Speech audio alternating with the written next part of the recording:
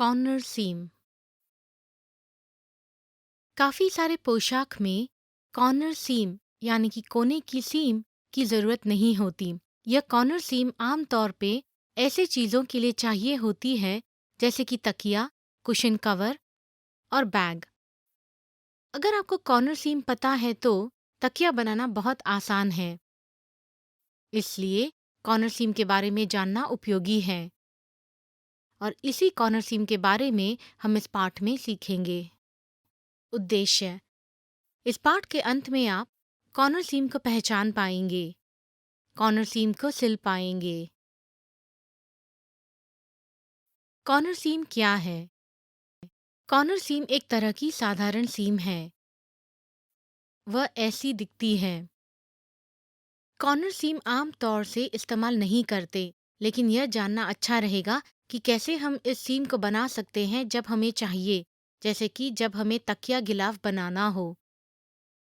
आइए हम एक नमूने पर देखते हैं कि कैसे कॉर्नर सीम बनाते हैं। कॉर्नर सीम की सिलाई की विधि। यह नमूना बनाने के लिए आपको यह चीज़ों की ज़रूरत होगी: सूती कपड़ा, सीधा रूलर, पैटर्न स्क्वायर, सीधे पिन, नापने की टेप, दर्जी की चौक, shears, एक छोटी कैंची, विद्युत रंग का धागा, इस्त्री पेटी और सिलाई मशीन। अब हम शुरू करते हैं। कदम 1: नमूने के कपड़े के टुकड़ों को नापिए, निशान लगाइए और काटिए। सबसे पहले सूती कपड़े के 2 सतह लीजिए। रूलर, पैटर्न स्क्वायर, नापने की टेप और दर्जी की चौक से 10 इंच बाय 10 इंच की चौकोन बनाइए। shears से निशान लगाई हुई चौकोन को काटिए।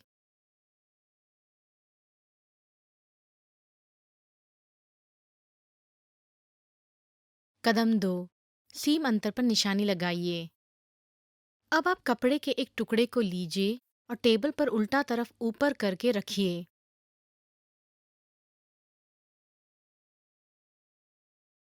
एक पैटर्न स्क्वायर, नापने की टेप, दर्जी की चौक से 1 इंच सीम अंतर पर इस कपड़े पर दोनों क्रॉसिंग साइड पर निशाना बनाइए।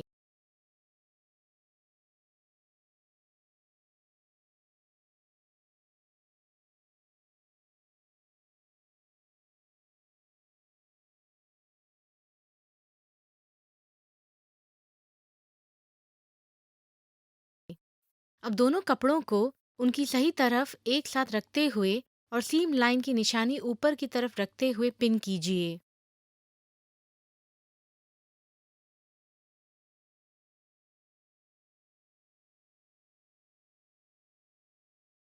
कदम 3: सीम और कोने को सिलिए। अब हम सिलाई शुरू करेंगे।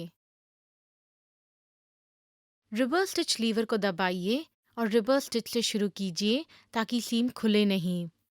रिवर्स स्टिच लीवर को छोड़िए और सीम लाइन पर एक साधारण लंबाई के टांके से सिलाई कीजिए। जब आप कोने के पास आ रहे हैं, मशीन को बंद कीजिए और स्टिच लेंथ रेगुलेटर की सहायता से टांके की लंबाई को और छोटा कीजिए। कोने की सीम को और ताकत मिल जाती है जब छोटे लंबाई का टांका दोनों तरफ लगा हो। फिर आप धीरे धीरे मशीन चलाइए और मशीन को तब रोकिए जब एक टांके की लंबाई कोने से आगे हो और जब सुई कपड़े में ही हो। अब आप कपड़े को 45 डिग्री घुमाइए। बिल्कुल दुरुस्त केंद्र बिंदु बहुत ज़रूरी है ताकि आपको बिल्कुल दुरुस्त कोना मिल पाए। हैंड व्हील के इस्तेमाल से एक टांका लगाइए ताकि सुई सिलाई लाइन में अंदर जाए। कोने के एक टांके के बाद मुड़िए और 8 और टांके लगाइए और रुककर टांके की लंबाई को स्टिच लेंथ रेगुलेटर से बढ़ाइए ताकि वह साधारण लंबाई हो और फिर सीम को ख़त्म कीजिए। दोबारा रिवर्स स्टिच लीवर दबाइए और रिवर्स स्टिच के साथ ख़त्म कीजिए ताकि सीम खुले नहीं।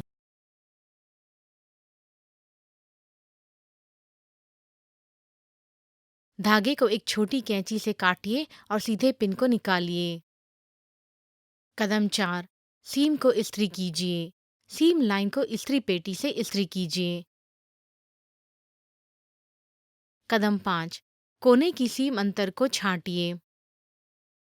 जहां कोने बंद हैं, हमें सीम अंतर की ढेर को अंदर से निकालना चाहिए, ताकि जब प्रोजेक्ट की सीधी बाजू बाहर की जाती है तब कोना बिल्कुल पतला और सपाट होगा और ऊपर की तरफ उठा हुआ नहीं होगा। इसलिए सीम अंतर को कोने पर छांटिए। पहले सीम अंतर को सिली हुई लाइन से थोड़ी दूर 2 या 3 मिलीमीटर छोड़ते हुए, फिर कोने के साथ कोण बनाते हुए बाजुओं को छांटें।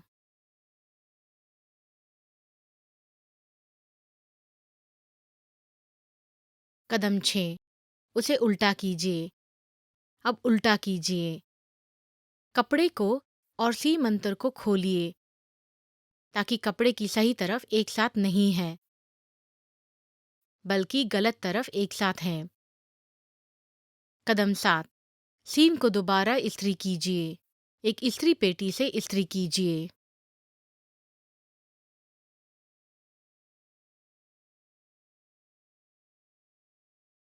आखिर में आपका कॉर्नर सीम का नमूना तैयार है।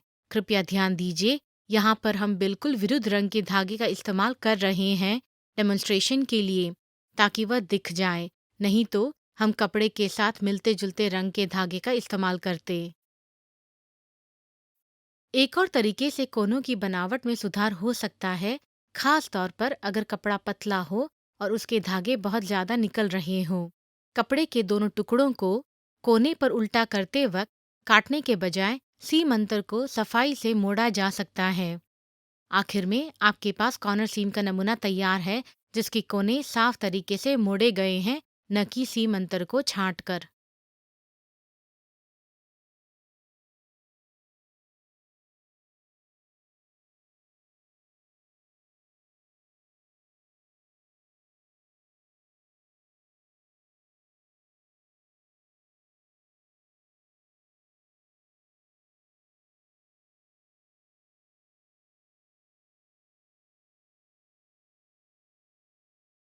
इसके साथ हम इस पाठ के अंत में आ चुके हैं।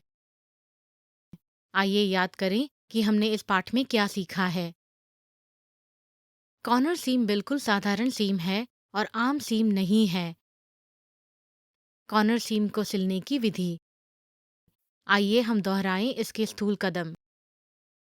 कदम 1, नमूने के कपड़े के टुकड़ों को नापिए, निशान बनाइए और काटिए। कदम 2, सीम अंतर पर निशान लगाइए।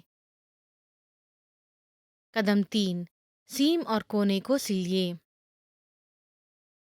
कदम 4, सीम लाइन को इस्त्री कीजिए। कदम 5, कोने के सीम अंतर को छांटिए। कदम 6, उल्टा कीजिए। कदम 7, सीम को दोबारा इस्त्री कीजिए। ये है कॉर्नर सीम। अब आपने कॉर्नर सीम के बारे में सब कुछ सीख लिया है। हमारे अगले पाठ में आप इंसर्टेड कॉर्नर सीम के बारे में सीखेंगे।